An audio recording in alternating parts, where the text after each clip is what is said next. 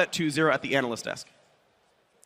Thank you, gentlemen. Crepo hit on it right there. The Anivia pick, throwing Flash Wolves, kind of for a loop here, 2 games in a row. Let's talk about that a little bit, Yamato. I feel like my first initial thought was that on paper, it doesn't seem like Anivia would be a good pick into this Malphite composition that kind of just explodes. But it's working out simply because Flash Wolves keeps getting walled off in positions that they're not supposed to be in. But even then, like, I'm kind of expecting that Anivia ban because Flash Wolves has shown no signs of knowing how to play against an Anivia. Yeah, I completely agree. And the thing that it is dictating the pace on is when the Flash Wolves are trying to help their side lanes, because they have such a strong mid laner in Maple, and Casa does stay around that part of the map. But then they cannot get to the side lanes quick enough because Anivia is walling them off, taking turrets as soon as they move to that. She's able to pressure blue buff. It's just throwing Maple through this loop. And I think that he's the one that's starting to really get affected by it because he never seems to know which way to go around the wall.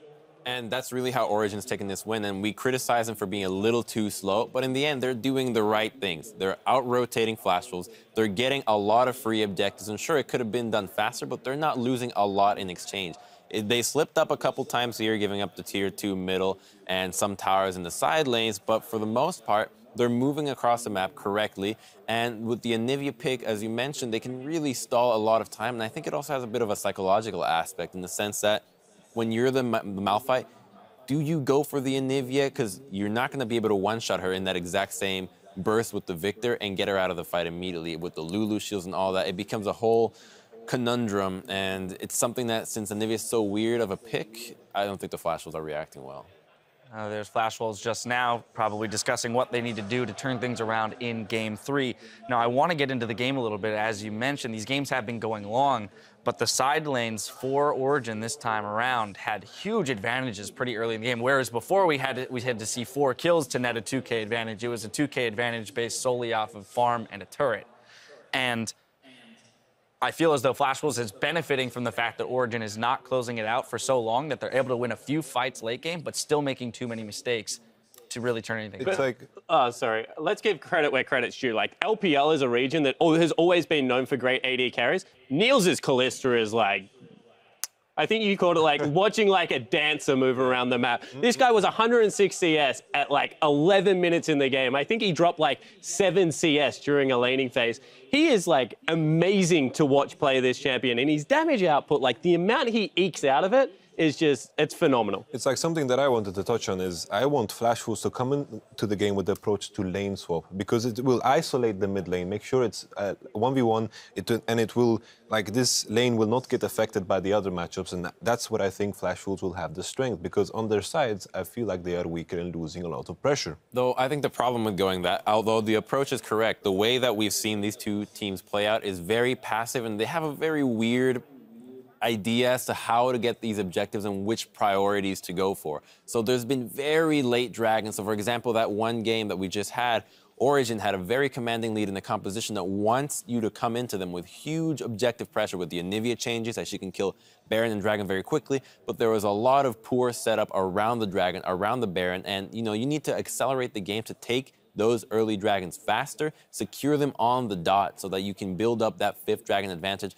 with an AoE damage composition that has so much multiple threats with the Anivia and the Hurricane. 5th dragon is a huge win. Spawn, I want to take a look at some of the hesitation that we've seen, particularly on the side of Flash Wolves.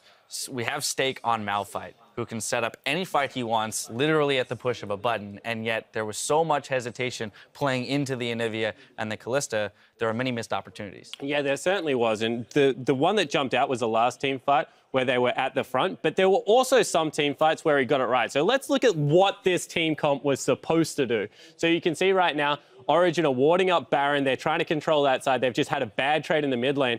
And Stake is teleporting in because he's behind the team and he thinks they can catch him out. And he just walks into the middle of them. And because of the walls, because of everything, you can see no one really knows where to go.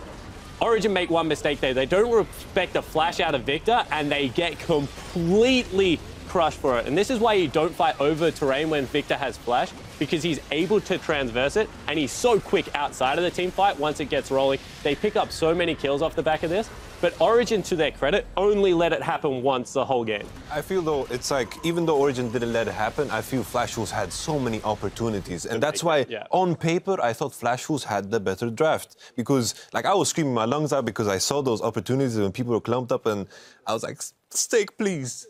Just ult, you know? Boom. And you only have to kill the Anivia in that team comp because you still have a Malphite, and Kalista has to put so many spears in the Malphite to take him out. As soon as you kill the Anivia, you can siege, you can pressure, you can poke. You have a Victor.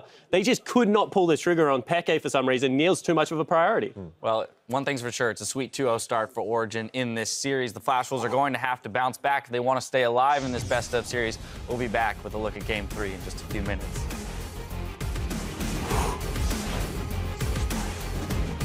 Just chill, dude. Just chill. Why can't you chill? Why don't we sit here and chill, dude? Why don't we just sit here and chill? Yeah. Why not? Play some League and chill? Yeah. They're gonna eat him up. Spiders for lunch, and here we go. A bunch of burst comes in, forced to flash. Black Shield is on, and they're gonna turn back onto Amazing. There we go. A massive knockup, and here comes the chain CC and the damage. There come the resets, and Jinx is excited. Welcome them here. No flash. Take care of the Victor. Elise after, Elise. Victor on me. Victor is slow. You can fight. Double lifesteal taking up a lot. Stuns don't mean enough, and the kills keep coming through. This could be a whitewash in the favor of Origen. Origen start their quarterfinals 2-0.